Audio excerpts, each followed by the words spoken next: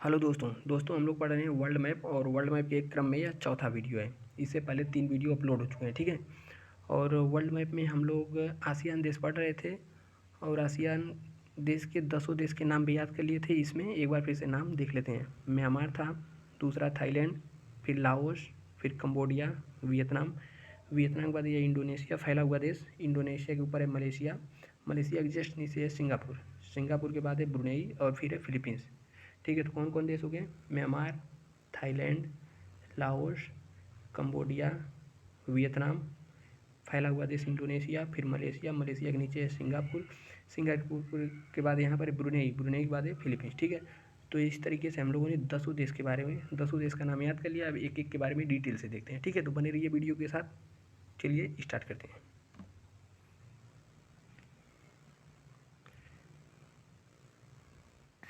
देखिए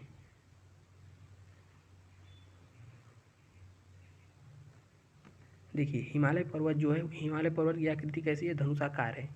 हिमालय पर्वत पूर्व में आकर के यहाँ पर मुड़ गया है और मुड़ने के बाद इसका नाम क्या हो गया है? आराकान योमा पर्वत। तो भारत को म्यांमार से कौन सा पर्वत अलग करता है? तो आराकान योमा पर्वत है। और यही पर्वत पूर्व में जाकर के पाकिस्तान के पास मुड़ गया है, तो इसका नाम हो गया है सुलेमान पर्वत। ठीक है, हिंदू कुश पर्वत, और हिंदू कुश अफगानिस्तान में चला गया है तो हिंदू कुश पर्वत। तो इधर हिंदू कुश और सुलेमान हो गए, और इधर आकर के म्यांमार के पास मुड़ गया है तो इसे अराकान योमा पर्वत करते हैं। ठीक है, अब देखिए म्यांमार, म्यांमार की राजधानी क्या है? म्यांमार की राजधानी नेपिडो। क्या है? नेपिडो। पहले इसकी राजधानी थी बर्मा, मतलब म्यांमार का पुराना पहले नाम क्या था? बर्मा। और इसकी पुरानी राजधानी मांडले थी। मांडले के बाद रंगून हो गई। यहाँ पे रंगून दिख रहा है ना? ठीक है, तो यह वही रंगून है जिस पे गाना निकला था, मेरे पिया गए रंगून, किया है वहाँ से टेलीफोन तुम्हारी याद आती है। ठीक है, तो पहले यह बहुत बड़ा टूरिस्ट प्लेस भी था। यहाँ पर लोग घूमने जाते थे, कमाने जाते थे। ठीक है, और इस तरीके से इसकी राजधानी क्या हो गई? नेपिडो। और म्यांमार पहले भारत का हिस्सा था 1935 से पहले। ठीक है, 1935 से पहले यह भारत का हिस्सा था। और लेकिन उसमें तो अंग्रेज़ों का शासन चल रहा था। तो 1935 ईस्वी में जो भारत शासन अधिनियम आया था, उसके तहत इसे अलग कर दिया गया। कहा गया कि अब हमारे देश में नहीं रहेगा, इसे अलग देश घोषित कर दिया गया। उसका नाम उस समय क्या रखा गया? बर्मा। ठीक है, और उसके बाद देखिए यह जो पर्वत से अलग करता है, तो इस पर्वत में भी छोटे छोटे पर्वत हैं। तो पटकाविबुम हो गया, सारामाती हो गया, अराकामियोमा हो गया। ठीक है, तो इस छोटे छोटे पर्वतों से अलग करता है जो कि इसी बॉर्डर पर ही है। और देखिए म्यांमार से थाईलैंड का रिश्ता पहले तो बहुत अच्छा था, अब भी है। ठीक है, देखिए भारत एक प्रोजेक्ट पर काम कर रहा है, उस प्रोजेक्ट का नाम है कालादान। वो प्रोजेक्ट क्या है? कालादान से यानी कि भारत से एक यहाँ से समुद्री मार्ग से म्यांमार को जोड़ा जाएगा। म्यांमार का यहाँ एक बंदरगाह जिसका नाम है सित्वे बंदरगाह। तो भारत से सित्वे बंदरगाह तक भारत की जो भी आर्मी है या फिर जो भी व्यापार संबंधी काम है, यहाँ पर सित्वे बंदरगाह तक होगा। और सित्वे बंदरगाह के पास है कालादान नदी। ठीक है, तो यहाँ से भारत की जहाज़ें सित्वे बंदरगाह तक आ जाएंगी, और फिर इसके बाद कालादान नदी से होते हुए यहाँ तक स्थल भाग तक आएगी। ठीक है, और फिर यहाँ से सड़कों के द्वारा जो भी सामान हुआ, सेना की सामान या फिर आने जाने का रास्ता, इससे पूर्वोत्तर राज्यों को कनेक्ट किया जाएगा। तो इस पूरे प्रोजेक्ट का क्या नाम है? कालादान प्रोजेक्ट। ठीक है, कालादान प्रोजेक्ट।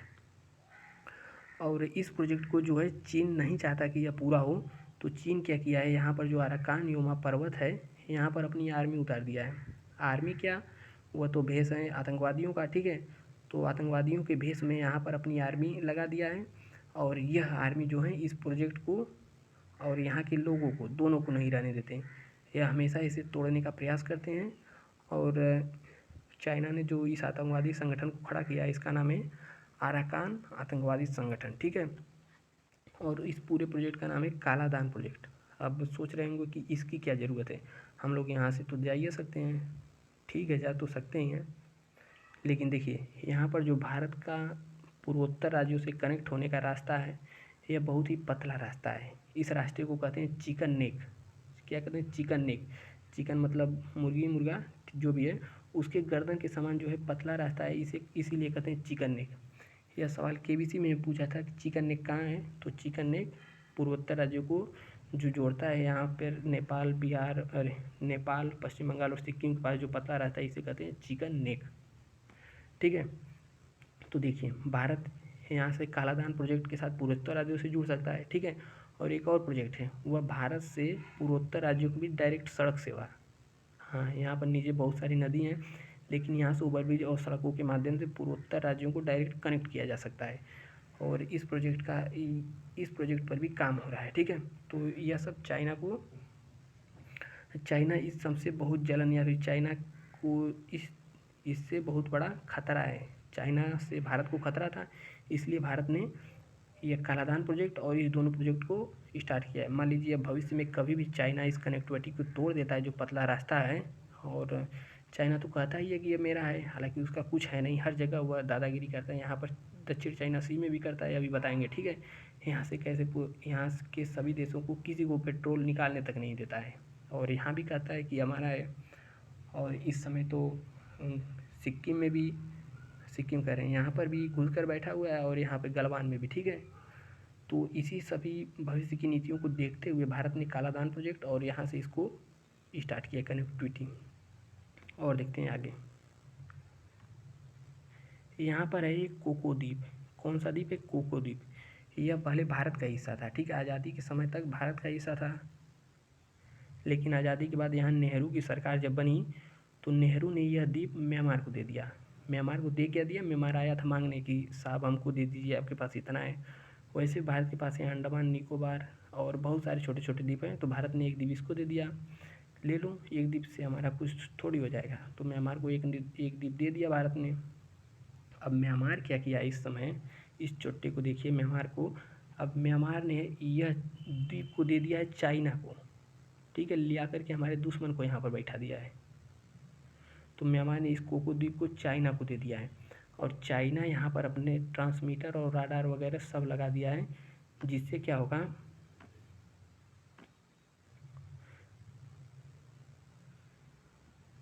जिससे यहाँ पर चाइना अपने ट्रांसमीटर राडार लगा दिया है, और जिससे यहाँ से यह सीधे भारत पर नज़र रख सकता है। ठीक है, भारत पे यहाँ जहाँ से मिसाइल लॉन्च होती हैं, श्रीहरिकोटा और अब्दुल कलाम द्वीप दोनों पर नज़र रख सकता है। तो भारत के लिए बहुत बड़ा खतरा है, तो इस पर ध्यान देना चाहिए, लेकिन कोई ध्यान दे नहीं रहा है।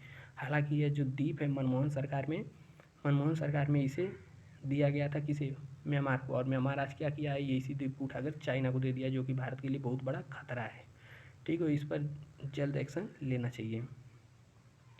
और देखिए कोको द्वीप के बारे में हो गया, और यहाँ का 1857 ईस्वी के क्रांति में जो क्रांति का नेतृत्व किया था कौन? बहादुर शाह जफर। उसे क्रांतिकारी, जब क्रांति का मतलब क्रांति खत्म हुई, क्रांति खत्म कर अंग्रेज दबाने के बाद क्रांति को बहादुर शाह जफर को यहाँ रंगून में ला करके बंद कर दिए। ठीक है, और रंगून बहादुर शाह जफर अपनी अंतिम सांस यहीं रंगून पर लिया। ठीक है, था दिल्ली का सुल्तान का नाम मात्र का सुल्तान था, विद्रोह में पकड़ा गया और उसे ला करके रंगून में बंद कर दिया गया, और यहीं पर उसकी मृत्यु हो गई। ठीक, तो इतना तो हुआ। और देखते हैं, देखिए म्यांमार में मुख्य रूप से दो प्रमुख नदियां हैं। कौन कौन सी नदी? एक इरावती नदी है। ठीक है, इरावती की डॉल्फिन भी प्रसिद्ध है। ठीक है, उड़ीसा में भी पाई जाती है।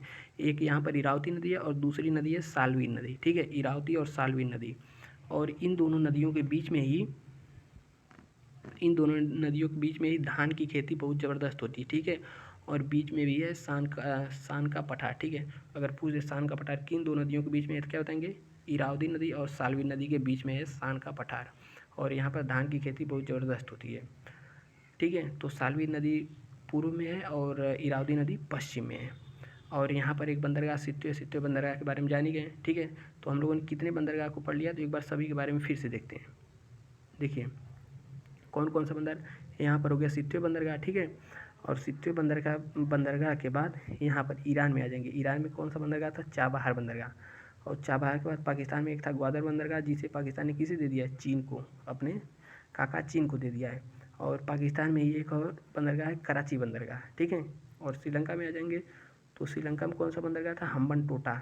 और बांग्लादेश में बांग्लादेश में कौन बंदरगाह था? तो यहाँ पे था चटगांव बंदरगाह, ठीक है। तो इस तरीके से कितने बंदरगाह हो गए? कई बंदरगाह देखिए, यहाँ पर हो गया चाबहार, ग्वादर, कराची, हम्बनटोटा, चिटगांव और सितवे, ठीक है। तो इतने बंदरगाह के बारे में भी याद रखिए। और अब आगे बढ़ते हैं अगले देश के बारे में, ठीक है। देखिए यह देश जो हल्का ग्रीन दिख रहा है, यह है थाईलैंड, ठीक है। थाईलैंड लाओस और म्यांमार के बीच में है थाईलैंड। इसके बारे में कुछ खास विशेषता नहीं है, बस इसकी राजधानी याद रखिए बैंकॉक, ठीक है। और इसे सफ़ेद हाथियों का देश कहते हैं, ठीक है। सफ़ेद हाथियों का देश थाईलैंड। और यहाँ की जो सबसे प्रमुख नदी है वह है मेकांग नदी।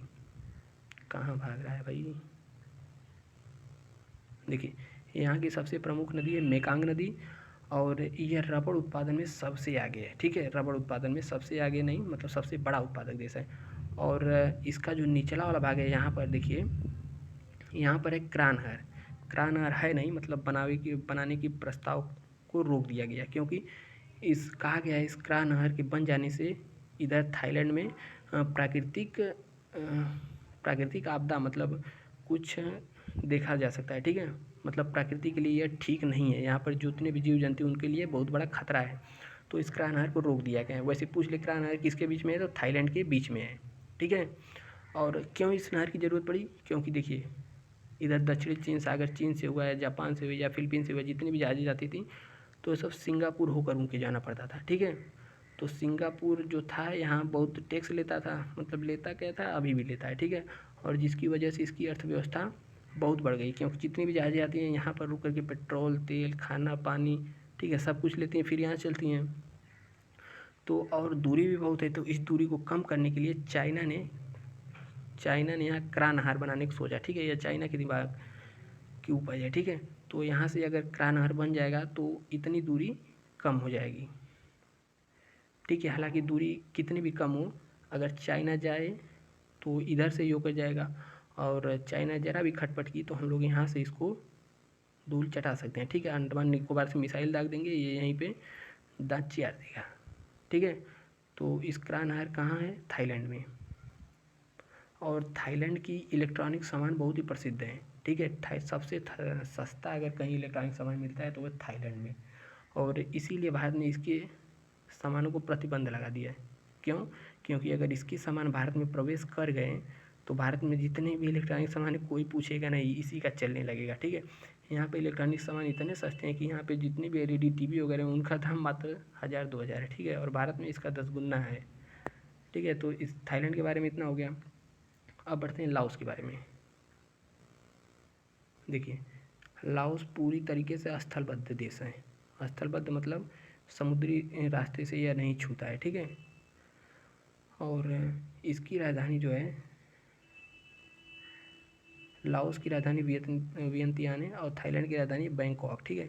तो इसके बारे में कुछ ज़्यादा नहीं है लाओस के बारे में, ठीक है। अब देखते हैं कंबोडिया के बारे में।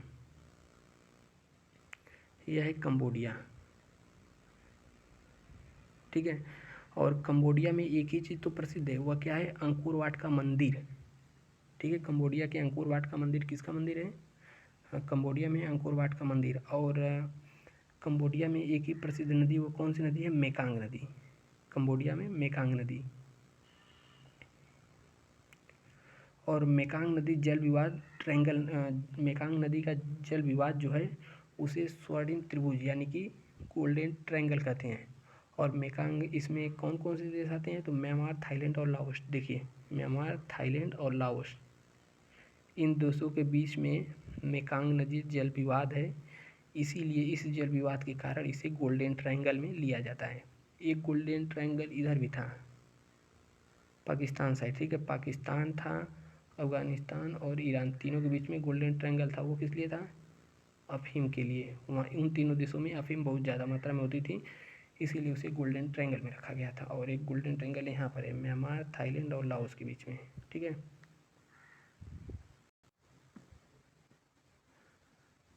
देखिए अंकोर वाट जो मंदिर है कहाँ पर? कंबोडिया में। इसे किसने बनवाया था? तो इसे अंकोर वाट में कंबोडिया मंदिर है, किस देव का मंदिर है? विष्णु देव का, ठीक है। और किसने बनवाया था? इसे सूर्यवर्मन ने बनवाया था। और सबसे बड़ा हिंदू मंदिर कौन है, यहीं पर है, ठीक है। अब इसके बाद हम आते हैं, जो लंबा वाला देश दिख रहा है वियतनाम, सबसे खतरनाक देश वियतनाम, ऐसा देश जिसने अमेरिका तक को भी धूल चटा दिया था। अमेरिका को, हाँ अमेरिका को कैसे, चलिए देखते हैं इसमें। देखिए ये बात उस समय की है जब अपना देश लगभग आज़ाद हुआ था, 1955 लगभग 60 की बात है, ठीक है। इसे वियतनाम युद्ध के नाम से प्रसिद्ध है। उस समय चल रहा था शीत युद्ध, और उस समय वियतनाम दो भागों में बटा था, या उत्तरी वियतनाम था या दक्षिणी वियतनाम। उत्तरी वियतनाम के पक्ष में कौन था, रूस था, ठीक है। एक तरीके से यह रूस का उपनिवेश था, और यह अमेरिका का था। तो दोनों देश में आपस में तो जमती नहीं थी, चल रहा था कोल्ड वार। तो कोल्ड वार में अमेरिका ने क्या किया कि इस पर करोड़ों बम बरसाए, कितने, लगभग करोड़ों बम इस पर बरसाए, किस पर, इस वियतनाम देश में। लेकिन वियतनाम के देशों ने क्या किया कि ज़मीन के अंदर गड्ढे खोद करके बंकर बना करके वहाँ पर अपनी शरण ली। और यहाँ वियतनाम में इतना घना जंगल है, इतना घना जंगल है कि यूएस की आर्मी जब भी इसमें आती थी तो लोग उसको गड्ढे बना देते थे, उसके ऊपर से ऐसे थोड़ा थोड़ा तोप कर जब आर्मी आती थी तो इसमें गिर जाती थी, और इसे लोग वहीं पर मार देते थे। यहाँ पर जंगल बहुत ही ज़्यादा घना है, और पहाड़ तो है ही है, ठीक है। तो इस तरह से लोगों ने अमेरिका की करोड़ों बम गिराने के बाद भी लोग हार नहीं माने, और यहाँ पर जितनी भी यूएस आर्मी आती थी सबको ये लोग मारते जाते थे, ठीक है। और अंत में अमेरिका परेशान होकर के हार गया यहाँ पर, ठीक है। तो यह वही देश है वियतनाम जिसने अमेरिका को, एकमात्र ऐसा देश है जिसने अमेरिका को टक्कर दिया था और अमेरिका को भगा दिया था। और अमेरिका को भगाने के बाद यहाँ जो रूस था ना उत्तरी वियतनाम में, इसे भी मार कर भगा दिया, भागो तुम्हारा भी यहाँ नहीं काम है, ठीक है। तो इस तरीके से वियतनाम में अमेरिका और रूस दोनों को यहाँ से भगा दिया। और भगाने में सबसे बड़ा हाथ किसका था, तो यहाँ का एक बहुत बड़ा नायक था जिसका नाम था हो चिन मी। देखिए यहाँ पर हो चिन मी सिटी भी है, ठीक है, उसी के नाम पर हो चिन मी यहाँ का बहुत बड़ा नायक था। और इसके मरने के बाद, या हाँ इसके मरने के बाद इसके नाम पर एक जो यहाँ का सबसे बड़ा शहर है उसे हो चिन मिन सिटी कहा गया, ठीक है। और इसे लोग प्यार से अंकल हो भी कहते हैं, अंकल हो हुआ भोजपुरी वाला नहीं, अंकल हो, बाबू हो, भैया हो वाला नहीं। जैसे यहाँ तो नाम ही है चाइनीज़ चिंग चांग पिंग रहता है, इसीलिए इसका नाम इसी तरह अंकल हो कहा जाता है इसे, ठीक है। और इस यह युद्ध हुआ था 1955 से 75 के बीच में। इस युद्ध को वियतनाम युद्ध के नाम से जाना जाता है। और इस समय तो वियतनाम एक है, लेकिन जब उस समय था तो उत्तरी वियतनाम और दक्षिणी वियतनाम को 17 डिग्री समांतर रेखा विभाजित करती थी, ठीक है। और देखिए, और वियतनाम का यहाँ पर दो द्वीप है, एक है पैरासेल आइलैंड और यहाँ पर है स्प्रेटले आइलैंड। जब भी वियतनाम यहाँ से पेट्रोल निकालने जाता है तो यह जो चीन है आकर के रोक देता है, अपनी दादागिरी दिखाता है, कहता है कि यह सब इलाका मेरा है, किसी को तेल नहीं निकालना है, ठीक है। यहाँ तक कि मलेशिया हुआ, ब्रुनेई हुआ, फिलीपींस, किसी को भी यहाँ से तेल नहीं निकालने देता है, ठीक है, सबको परेशान करता है। तो इन दोनों द्वीपों जब भी वियतनाम जाता था तेल निकालने तो चीन रोक देता था। तो वियतनाम भागा भागा गया भारत के पास और अपनी परेशानी बताई। तो भारत ने कहा चलो देखते हैं कौन है, कौन रोकता है। तो भारत की यहाँ से सेना वगैरह आई, और जब यह भारत के पास गया था तो भारत ने कहा था चलिए तेरा तेल हम निकाल देंगे, लेकिन जितना तेल निकलेगा उसका 50% हम लेंगे। तो वियतनाम ने कहा चलिए भाई, ना भला से यहाँ भला 50% लीजिएगा। तो भारत यहाँ से आया, और यहाँ पर स्प्रेटले और पैरासेल आइलैंड पर तेल कौन निकालता है, भारत निकालता है, और तेल का 50% भारत लेता है। और कौन सी कंपनी निकालती है, ONGC। हाँ, यह वही ONGC जो किसकी कंपनी इस समय, उसके अध्यक्ष कौन है, तो ONGC के अध्यक्ष इस समय संबित पात्रा, वही जो दिन भर टीवी पर मिलते हैं, टीवी अब बैठे रहते हैं, ठीक है, और वही हैं इसके अध्यक्ष इस समय। तो इस तरीके से यहाँ से तेल लगभग 50% भारत निकालता है, और यहाँ से जितने भी शहर हैं, मतलब जितने भी देश हैं, किसी को भी तेल नहीं निकाल देता है, यही चाइना, ठीक है। चाइना किसी को तेल नहीं निकालने देता है और सबको परेशान करता है। तो आज के लिए इतना ही, मिलते हैं अगले वीडियो में, तब तक के लिए जय हिंद, ठीक है।